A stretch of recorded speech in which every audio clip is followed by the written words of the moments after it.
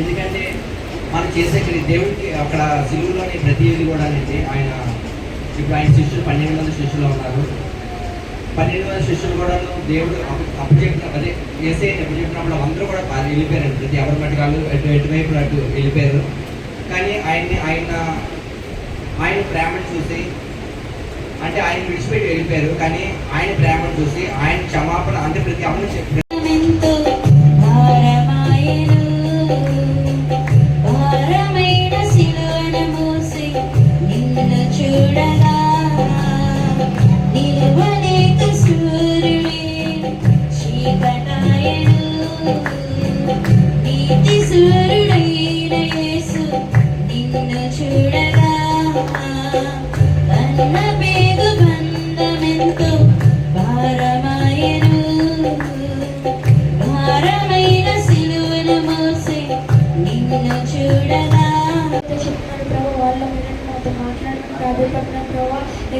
వాక్య ప్రకారం జీవించడానికి ప్రవర్తించడానికి మీ సహాయాన్ని దయచేసి ప్రాధాన్యపడిన ప్రభావ మరి ప్రభావ ప్రాణం చేయడానికి మీరే తోడనడం. ఎన్నో మంది ఇద్దరు పక్కన పురోహితుడు ఎడవైపు ఒక దొంగ ఏంటంటారు దేవుడిని ఎంతో బాధకరం మాట్లాడి దూషిస్తున్నారు. అంటే చెట్లని మీరు తిట్టి దేవుడిని అవమానపరుస్తున్నారు. ఎందుకంటే మనం కూడా దేవుడిని చాలాసార్లు సిలువలు రోజు ఎక్కిస్తాం. ఎలాగనుకున్నాం మనం మారుతుంది అబద్ధంగా మారుతుంది. మన రోజు ఒక్కసారి ఎలా ఉంటుంది వింతగా ఉంటుంది. ఒకసారి బాగానే అవుతాం, ఒకసారి వింతగా ఉంటాం. అలాగా దేవుణ్ణి రోజు మనము దూషిస్తున్నాం.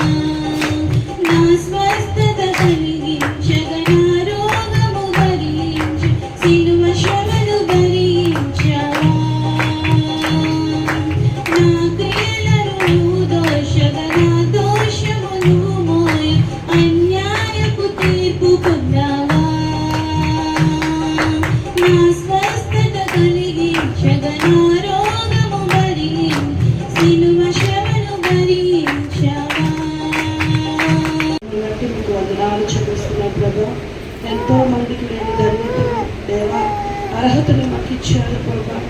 ఈ దినం సృష్టికర్త నెరుగకి ఎంతో మంది దేవా కాలుజారు స్థలంలో ఉన్నప్పటికీ కూడా ప్రభా తండ్రి వచ్చాడు. రెండవదిగా ఆయన రాజుని చెప్పుకున్న ద్వారాను, రెండవదిగా మొదటిగా దేవుడు మనుషులను ప్రేమించాడు. తర్వాత నీ పాపములు పోయాని నీ పాపములు చెప్పుకున్నాడు. ఇవన్నీ కూడా ఏమంటే అప్పుడు మత నాయకులు కానీ సిలువేలంటే ఆ వ్యక్తి చాలా దేశద్రోహైన ఉండాలి, రాజ్య ద్రోహైన ఉండాలి, లేదా ఒక మంచి బలమైన క్రైమ్, బలమైన ఒక తప్పైన పాపమైన చేసి ఉండాలి. అవన్నీ లేవు కాబట్టి రోమ ప్రభుత్వ ప్రకారం ఏం చేయాలి, ఒక మనిషిని బంధించినప్పుడు కానీ మనిషిని శిక్షించినప్పుడు కానీ పైన యేసు ప్రభుని సిలువ పైన అయ్యనారాయణ రాశారు కదా. బాధలో కూడా అంత వ్యాధుల్లో కూడా వాడు జ్ఞాపకం చేస్తా ఉన్నాడు. ఇక్కడ ఏంటి జ్ఞాపకం చేస్తాడంటే 2 విషయాలు ఇక్కడ మీకు చెప్తున్నా. ఒకటి విలువను జ్ఞాపకం చేస్తూ ఉన్నాడు, రెండవదిగా బాధ్యతను జ్ఞాపకం చేస్తూ ఉన్నాడు దేవుడు. ఎందుకంటే ఈ విషయాలు మీకు చెప్తూ ఉన్నాడంటే తల్లి అయిన మరియు పట్ల ఆయన అంత వ్యాధంగా కూడా ఏం చేస్తూ ఉన్నాడంటే బాధ్యత కలిగి, ప్రేమను కలిగి, విలువను కలిగి ప్రవర్తిస్తాడు.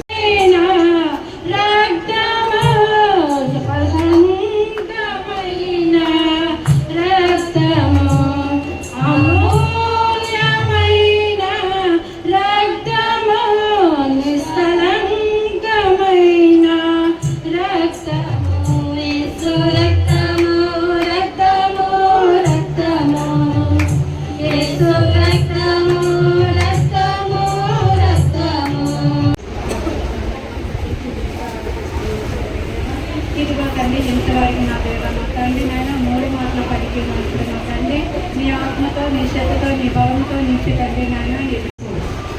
అదే మాట కీర్తన గ్రంథం 22వ అధ్యాయం 1వ వచనంలో చూసుకుంటే నా దేవా నీవు నన్ను ఎలా వెన్నాడితివి, నన్ను రక్షింపక నా ఆత్మదయం వెనుక నీవు నన్ను ఎలా దూరముగా నున్నావు. దూరంగా ఉన్నాము అని దేవుడు ఇక్కడ సెలవిస్తుంది. అంటే ఇక్కడ మనం చూసుకోవాల్సింది ఏంటంటే ఇక్కడ దేవుడు రెండో ప్రశ్న కూడా మనకి ఇస్తున్నారు. ఈ మాటను ఎందుకు దేవుడు ఇక్కడ చెప్పారంటే ఆ ప్రవచనాన్ని నెరవేర్చడానికి. దేవుడు యెషయా ద్వారాగానే కాకుండా దావీదు ద్వారా కూడా మనకి ముందుగానే ప్రవచనం చెప్పించాడు. ఇక్కడ మనం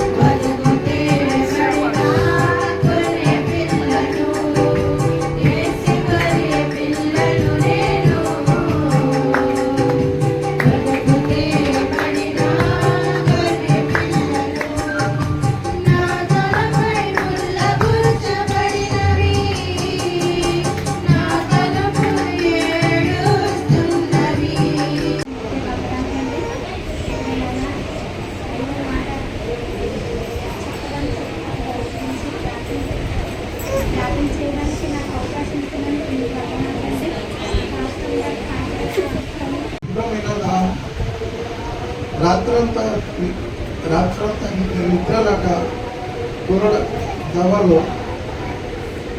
శిలువపై ఎలా ఆడటంతో ఆయన శరీరం తీవ్రమైన దాహానికి గురి ఉంది.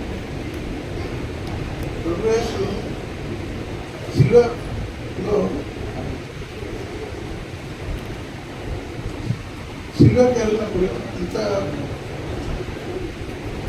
ఘోరగా దెబ్బతిన్నారు. తర్వాత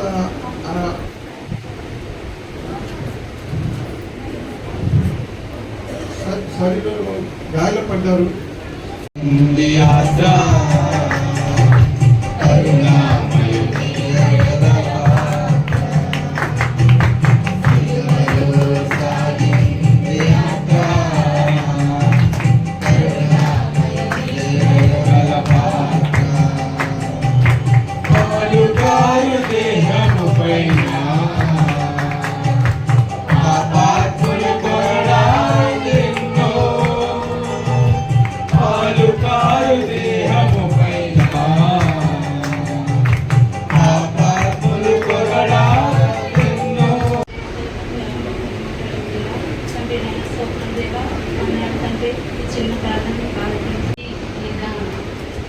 నా బ్రతుకైపోయిందంటే కాదండి.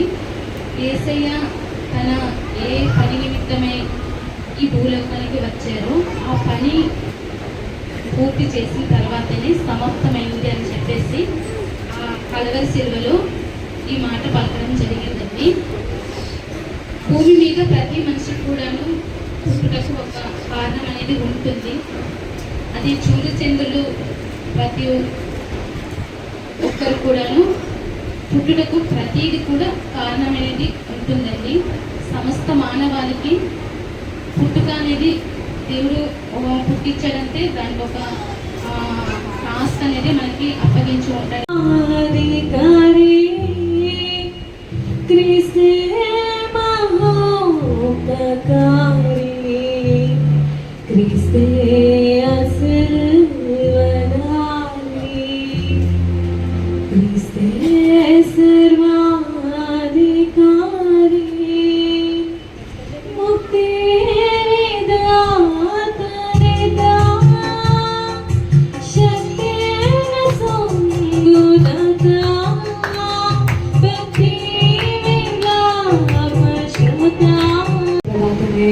మరి మీరుండి మాట్లాడతారేమో మేమందరం నమ్ముచున్నాం ప్రభాతమైనా.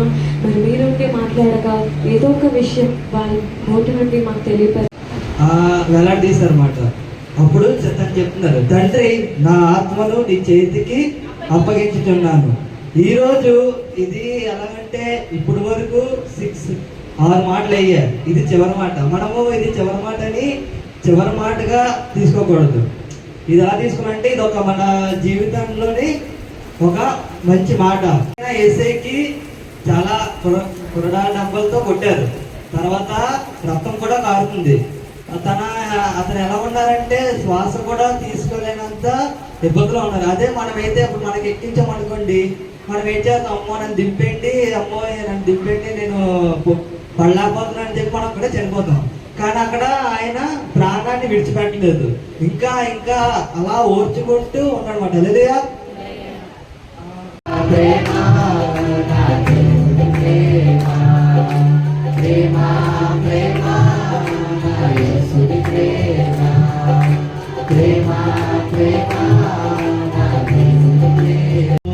నీవు చూపిన ప్రేమ ఎంతో గొప్పది యేసయ్యా. సిలువలో నీవు చూపిన ప్రేమ ఎంతో గొప్పది యేసయ్యా. ఆ ప్రేమే నన్ను మార్చి పాపమును తొలగించెను. ఆ ప్రేమయే నన్ను మార్చి పాపమును తొలగించెను. యేసయ్యా